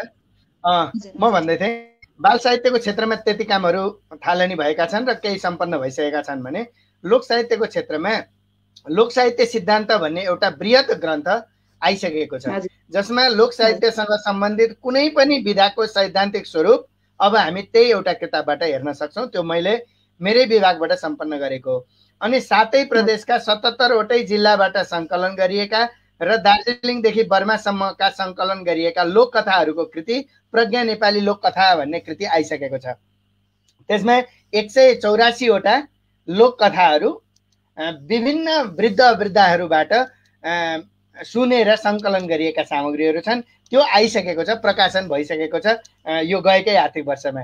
सँगसँगै एउटा ऐतिहासिक कार्य सम्पन्न गर्न पाएकामा म गर्वबोध गरिरहेको छु। त्यो के हो भने आजभन्दा 106 वर्ष अगाडि सन् 1914 मा जर्मनी पुगेका नेपाली गोर्खाली योद्धाहरू, जसलाई त्यहाँ पहिलो विश्वयुद्धमा त्यो बेलायतको तर्फबाट लडेको हुनाले गर्दाखेरि जर्मनीहरूले त्यहाँ बन्दी बनाइएको थियो। त्यो बेलामा एकजना प्रोफेसरले उनीहरूले जानेका लोककथा, उनीहरूले जानेका लोकगीतहरू भन्न लगाएर रेकर्ड गरेर त्यहाँको भाइस लाइब्रेरीमा राखेको रहेछ। जर्मनीमा त्यो सामग्री रहेछ। यो सूचना पाइसकेपछि त्यहाँ अस्ट्रियाको भियना युनिभर्सिटीमा पढाउँदै गरेकी डाक्टर अलका आत्रेय, उहाँलाई अनुरोध गरेर उहाँले त्यसलाई टिपोट गरेर नेपाल प्रज्ञा प्रतिष्ठानसम्म ल्याइदिनु भयो। त्यो मेरो विभागबाट त्यो किताब निस्कियो, गोर्खाली युद्धबन्दीका लोक भाका र कथा। त्यो किताब निस्केको छ, आइसकेको छ, यहाँहरूले पढ्न सक्नुहुन्छ। त्यो आएको 1 महिना 1.5 महिना अगाडि यही लकडाउनकै अवधिमा त्यो किताब आइसकेको छ। अर्को कुरा, मेरो एउटा सपना थियो नेपाल भरिको लोक जीवनसँग सम्बन्धित सम्पूर्ण शब्दहरू एकै ठाउँमा हेर्न पाइयोस्। च्याब्रुङ भन्ने बित्तिकै लिम्बूको शब्दकोश खोज्नु नपरोस्, गौरा भन्ने बित्तिकै सुदूरपश्चिमतिर जानु नपरोस्, एकै ठाउँ खोज्न पाइयोस् भन्ने त्यो लोक वार्ता कोष निर्माण भएको छ। अबको 3 महिनाभित्रमा त्यो लोक वार्ता कोष आउँछ। त्यो अन्तिम सम्पादनको काम अहिले भइरहेको छ, लोक वार्ता कोषको काम। अनि सँगसँगै हाम्रो लोक जीवनमा अनेकौं विश्वासहरू, कति अन्धविश्वास कति विश्वासहरू छन्। त्यस्ता विश्वास अन्धविश्वासहरू कति छन्, हाम्रा लोक विश्वासहरू कस्ता छन्। जस्तै हामी कसैले घाँटी छोइदियो भनेदेखि हतार हतार हात फु गरिहाल्छौँ, कसैले केही सिकाएको छैन हामीलाई। यस्ता जरा गाडेर बसेका विश्वासहरू कति छन् भनेर सङ्कलन गर्न थालेको लगभग त्यहाँ 1500-1600 त्यस्ता सामग्रीहरू प्राप्त भए। नेपाली लोक विश्वास भन्ने किताब 2 महिनामा आउँदैछ। त्यो सङ्कलन गर्ने काम सकिएर अहिले म सम्पादन गरिरहेको छु। त्यो 2 महिनामा आउँदैछ। अब भने यही वर्ष म अर्को एउटा काम गर्दैछु। हामी प्रत्येक जातिको प्रत्येक थरको एउटा कथा छ, कथा लुकेको छ क्या, हामी भित्रै लुकेको छ।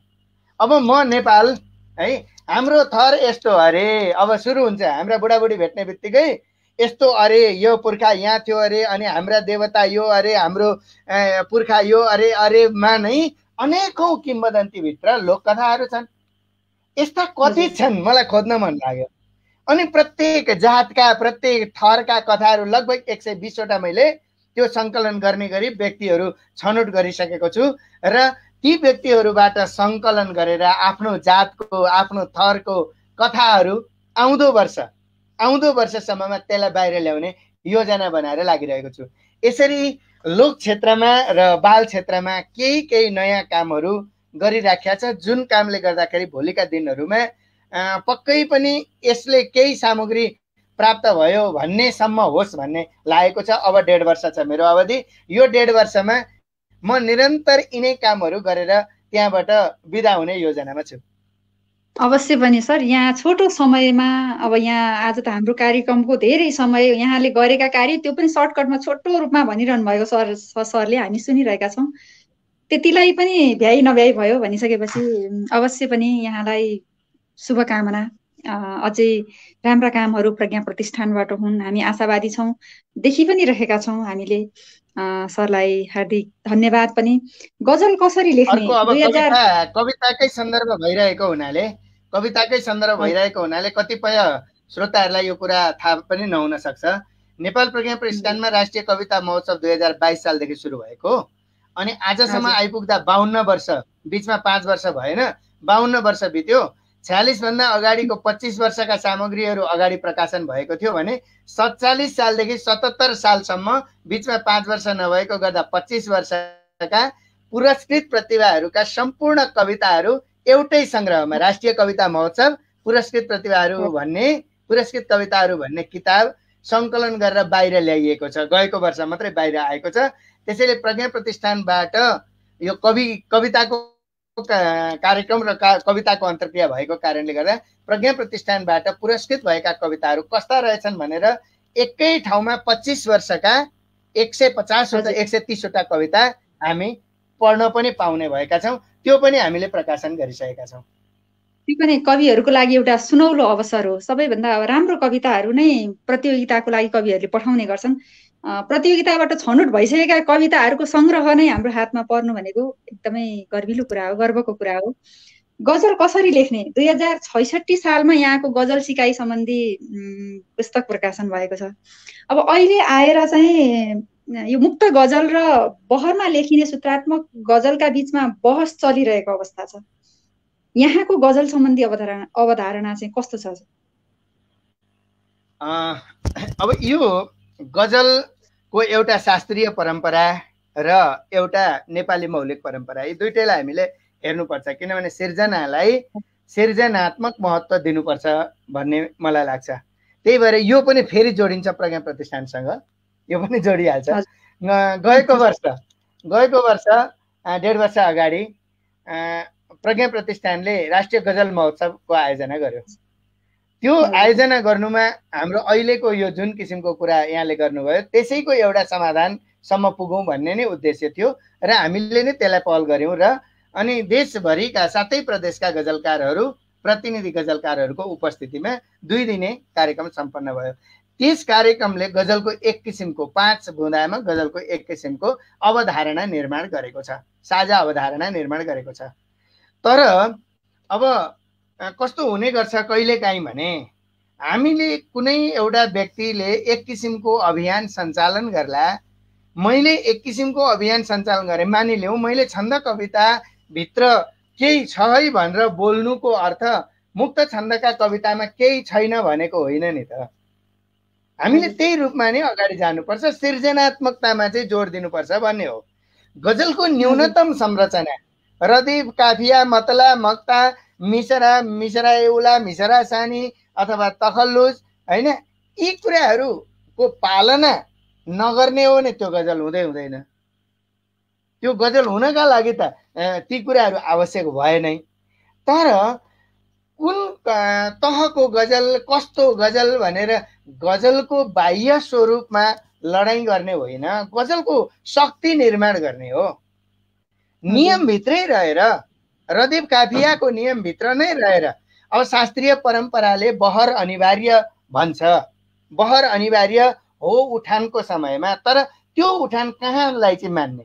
जस्तै हामी हरेक सन्दर्भमा भन्छौँ नि पुरानो यस्तो थियो नयाँ यसो गरेर बिगारे भन्छौँ। त्यो पुरानो भनेको कुन हो? त्यो पुरानो कसलाई भन्ने? म 50 वर्षको हुन लागेँ, अब मैले जानेको कुरा भनेको 30 वर्ष अगाडिको होला अथवा 40 वर्ष अगाडिको होला। त्यसलाई मैले पुरानो जपेर बसिरहने हो भने त्यहाँभन्दा पुरानो अर्को कुरा थिएन र? यो भाषाका कुरामा पनि यही लागू हुन्छ, सिर्जनाका कुरामा पनि यही लागू हुन्छ।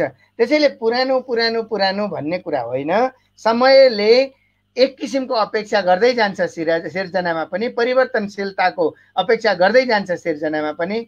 शक्तिशाली सिर्जना छ भने त्यो सिर्जनात्मक महत्त्व त्यसले प्राप्त गर्छ। किनभने अहिले स्वतन्त्र गजल अनि बहरबद्ध गजल यसरी गजललाई विभाजन गरेको देख्छु म। त्यो विभाजन गर्नु ठिक होइन। गजल चाहिँ भन्नुपर्छ, सक्यो। कविता पनि छन्द कविता अनि गद्य कविता भनेर यसो गर्ने होइन, कविता चाहिँ लेखौँ न। मुक्तमा लेखौँ या बद्धमा लेखौँ, कविता चाहिँ लेखौँ। त्यही हो। एउटा शिखर गोपाल प्रसाद रिमाल हुन् अथवा एउटा शिखर भूपी शेरचन हुन् भने अर्को शिखर माधव घिमिरे हुन्।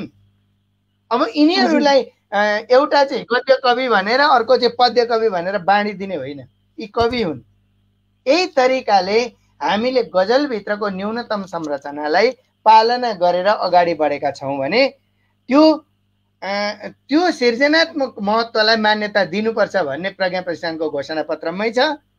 त्यसैलाई नै आधार मान्ने हो, मैले पनि मान्ने त्यसैलाई नै हो। चित्त बुझ्दो जवाफ भन्नुभएको छ यहाँ।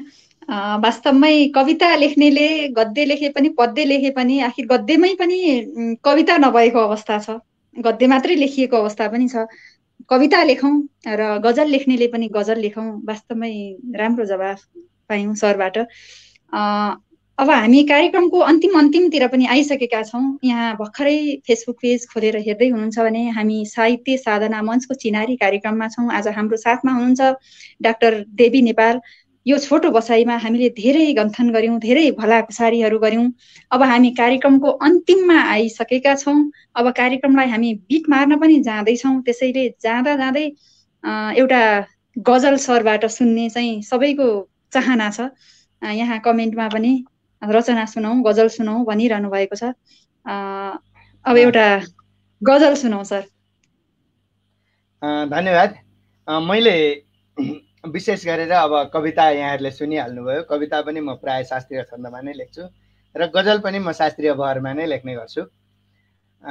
एउटा अलि अगाडि जतिखेर नेपालमा सङ्घीय संरचनाका कुराहरू उठिरहेका थिए, त्यही बेलामा मैले एउटा गजल बहरे हजज मुसम्मन सालेम यसमा लेखेको थिएँ। मफाइलुन मफाइलुन मफाइलुन मफाइलुन यसको सूत्र हो। मलाई सूर्यले लाली ठरेको देश चाहिन्छ, काखमा चौरी चरेको देश चाहिन्छ। मलाई काखमा चौरी चरेको देश चाहिन्छ। चमेली फुलमा कहिल्यै नआओस् बारुदी गन्ध, चमेली फुलमा कहिल्यै नआओस् बारुदी गन्ध, नआओस् बारुदी गन्ध। मलाई बुद्धले माया गरेको देश चाहिन्छ। मलाई काखमा चौरी चरेको देश चाहिन्छ। फुटेको जीर्ण ऐनामा सयौं छाया नहोस् माटो, फुटेको जीर्ण ऐनामा सयौं छाया नहोस् माटो, सयौं छाया नहोस् माटो। मलाई पूर्ण ऐनामा सरेको देश चाहिन्छ।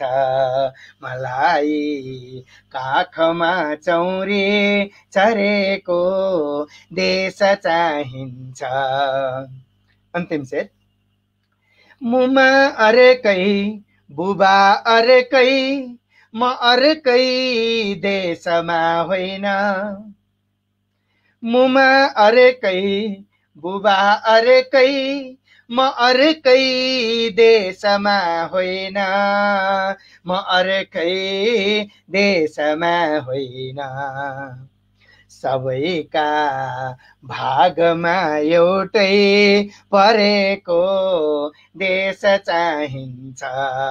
मलाई काखमा चौरी चरेको देश चाहिन्छ।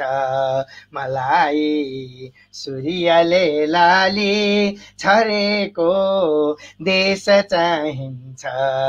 सबैका भागमा सिङ्गै परेको देश चाहिन्छ। धन्यवाद। म्युटमा हुनुहुन्छ। सरको चाहिँ यो रचना त छँदैछ। मिठो मिठो भाषणले गर्दा यहाँ सबै मन्त्रमुग्ध भइरहनु भएको छ। कार्यक्रम एकैछिन लम्ब्याए हुन्थ्यो भन्दै हुनुहुन्छ होइन। हामी एउटा समय अवधिभित्र छौँ, सरले व्यस्त समय हामीलाई दिनुभएको छ, त्यसैले धेरै समय हामी कार्यक्रम लम्ब्याउनतिर नलागौँ। यहाँ रेजिना आपागाई हुनुहुन्छ। हो, एकदमै राम्रो काम हो जो पोहोर नेपाल प्रज्ञा प्रतिष्ठानले हालसम्म राष्ट्रिय कविता महोत्सवमा पुरस्कृत कविताहरू सङ्ग्रहित गरेर एउटा पुस्तक प्रकाशन गरेको थियो। एकदमै खुसी लाग्छ भन्नुभएको छ। हामीले अघि प्रज्ञा प्रतिष्ठानको बारेमा गरेको कुरामा उहाँले गर्नुभएको कमेन्ट छ यो। रचना सुनाउँ भन्नुभएको छ उमा दाहाल दिदीले। अनि चित्त बुझ्दो जवाफ भन्नुभएको छ असन्तुष्ट जलन सरले। सायद हामीले छन्द, कविता र गजलको बारेमा गरेको भलाकुसारीको कमेन्ट छ यो। हार्दिक स्वागत छ देवी गुरुप्रति भन्नुभएको छ राजदीप शर्माले। त्यसै गरी हामीलाई धेरै धेरै धेरैजनाले यहाँ हेरिरहनु भएको छ, साथ दिइरहनु भएको छ। कस्तो सुमधुर स्वर सुनिरहन मन लाग्यो भन्नुभएको छ। अब यहाँ सबैजनाको आग्रहलाई मध्यनजर गर्दै फेरि एउटा गजल नै चाहिँ सुनाउँ कि सर, अनि त्यसपछि कार्यक्रम बिट मार्नु पर्ला। हामीले यो फ्लोरलाई चाहिँ कन्ट्रोल गर्नै मलाई गाह्रो भयो। सबैजनाले एकछिन सुनौँ, अलिकति लम्ब्याउँ भन्नुभएको छ। कार्यक्रम धेरै नलम्ब्याउँ। अब एउटा गजल, हामी अन्तिम गजल सुन्नेछौँ। गजल सुनौ कि कविता सुनौ? हुन्छ सर, यहाँ गजलको माग गर्नुभएको छ, अब सरको इच्छा त्यो चाहिँ। होइन, यो दुईटै सामग्री छ मसँग अगाडि, तर मलाई यहाँ अहिले यहाँ प्रतिक्रियाहरू सुन्दाखेरि अनि यहाँ नारी स्रष्टाहरूको चाहिँ एकदमै ठुलो सहभागिता र जिज्ञासा देख्दाखेरि एउटा कविता सुनाउन मन लाग्यो है। हुन्छ सर। यहाँ चाहिँ अब कार्यक्रम सञ्चालक रन्जु दाहाल आफै पनि कवि हुनुहुन्छ, अनि रेजिनाको प्रतिक्रिया पनि यहाँले भन्नुभयो, अनि धेरैको नाम लिनुभयो। त्यहाँ नारी स्रष्टाहरू धेरै हुनुहुन्छ, अनि सँगसँगै हामी हरेक कविहरूलाई त्यो जिम्मेवारी पनि छ समाजप्रति एउटा चिन्तन प्रस्तुत गर्ने। त्यसैले म एउटा नारीसँग सम्बन्धित हाम्रो समाज भित्रको अवस्था त्यसलाई सङ्केत गर्दै एउटा कविता सुनाउँछु। गजल अहिले मैले एउटा गजल प्रस्तुत गरेँ, अब एउटा कविता प्रस्तुत गर्छु। कविताको शीर्षक गान्धारी निस्क बाहिर। कविताको शीर्षक गान्धारी निस्क बाहिर। यो अनुष्टुप छन्दमा छ। एउटा नेत्रले देख्छ नारी भव्य वसुन्धरा, अर्को आँखा त्यही देख्छ नष्टा भ्रष्टा र मर्दिता। शास्त्रले भन्छ नारी हुन् धरतीमा सर्वपूजित, साँच्चै के हुन् यहाँ नारी खोजौं निष्पक्ष उत्तर। बोक्सी हुन् कसरी आमा मन्त्र त्यो सबले सिकौं, बोक्सी बन्ने सिकी मन्त्र नारीका वेदना झिकौं। जसको दूध खाएर बने बलिष्ठ पाखुरा, तिनैलाई भनी बोक्सी के चढ्ने स्वास्थ्य टाकुरा। दिदी बहिनीहरूलाई छाउ गोठ पठाउँदा, किन दुख्दैन यो छाती छोरी फर्किन आउँदा। देवी वा पार्वती लक्ष्मी हुन्छन् रजस्वला, पूजा गर्छौं कि गर्दैनौ ठानी पवित्र सर्वदा। कहिले जल्दछिन् नारी सतीका नाममा यहाँ, कहिले दायुजो भन्दै हेपिन्छन् ती समाजमा। नारीका हकका निम्ति मञ्चमा हुन्छ भाषण, सयौं कमलरी राख्दै घरमा हुन्छ शासन। देखिए कोखमा छोरी कुचोलाई बढार्दछौं, सिर्जना भ्रूण मारेर धरती सिंगार्छु भन्दछौं। सारा मातृत्वको हत्या गर्दा के सृष्टि चल्छ र, उज्यालो कसरी हुन्छ छोरी नै नभए घर। स्वस्थानीको कथा भन्दै गोमा बन्न सिकाउँछौं, खुट्टाको जल खुवाएर स्वामी भन्न लगाउँछौं। भोकै व्रत बसाएर आफ्नो आयु बढाउने, अबला निमुखा भन्दै कहिलेसम्म पढाउने। ढोल गवार वा नारी पशु समान ठान्दछौं, अन्यायी शास्त्रका बाणी ऐन कानुन मान्दछौं। लेखिए किन ती शास्त्र आमा दबाउने गरी, देखिए कोखका दाँत ढुङ्गो लजाउने गरी। लेख्दछौँ देशका लागि ठेली हजार न्यायका, बलात्कार भई मर्छिन् 5 वर्षीय बालिका।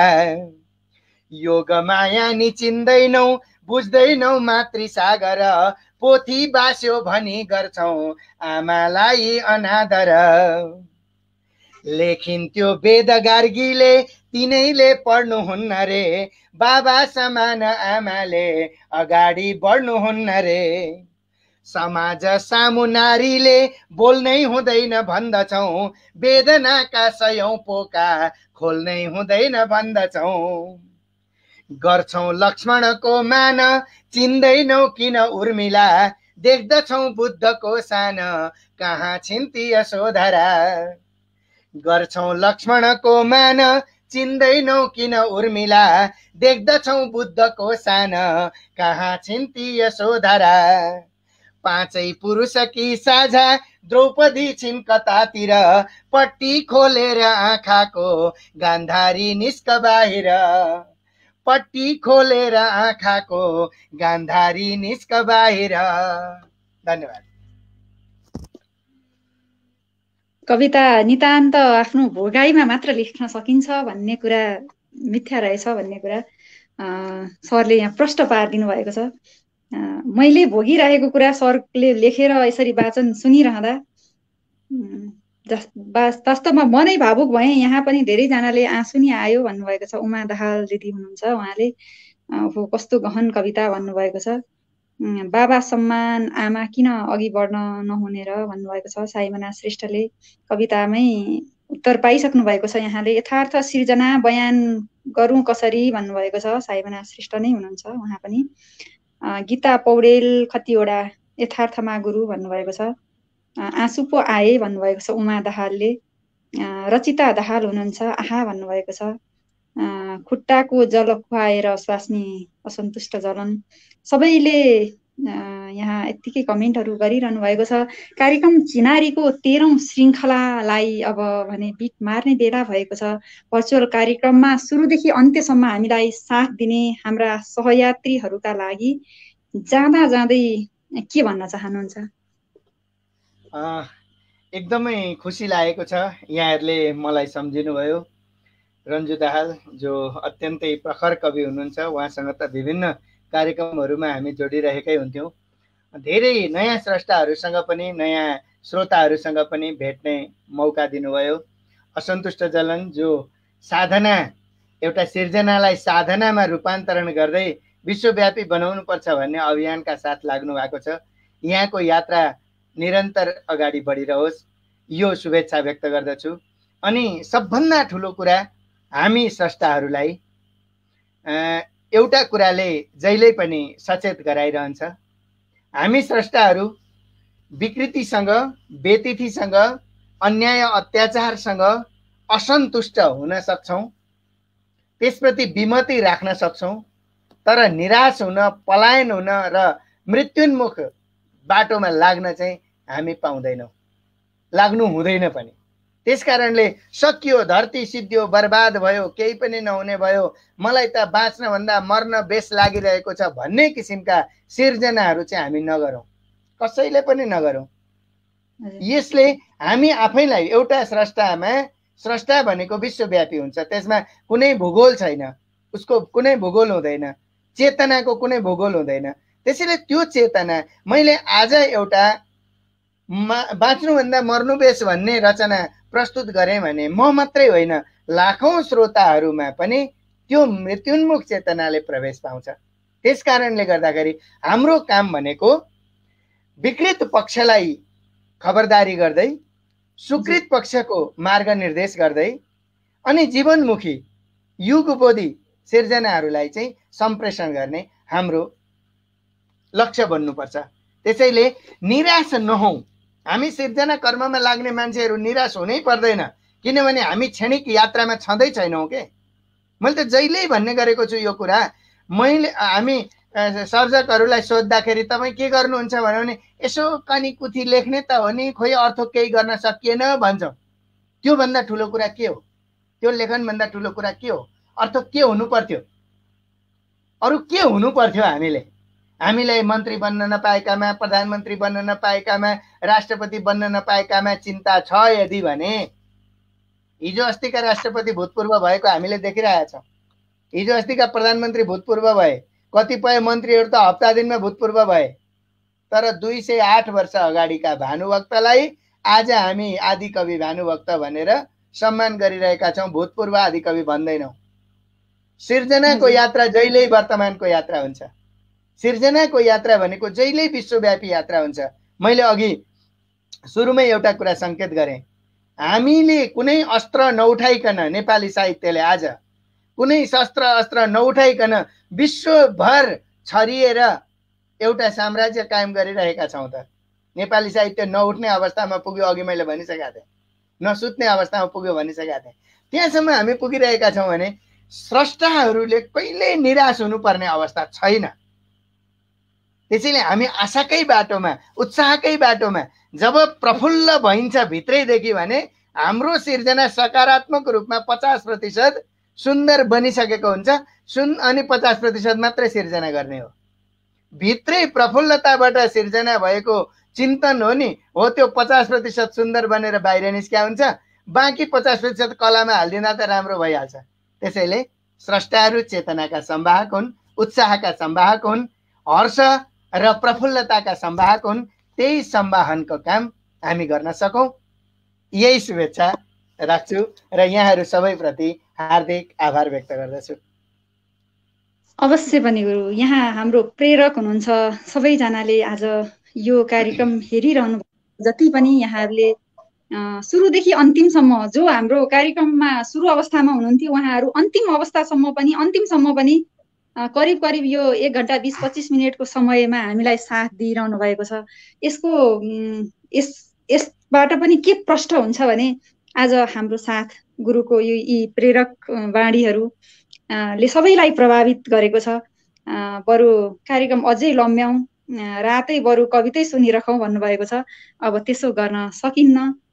फेरि पनि अरू कार्यक्रममा हामी फेरि पनि देवी सरलाई भेटिरहनेछौँ। उहाँ हाम्रो साथमै हुनुहुन्छ जस्तो लाग्छ मलाई जतिखेर पनि।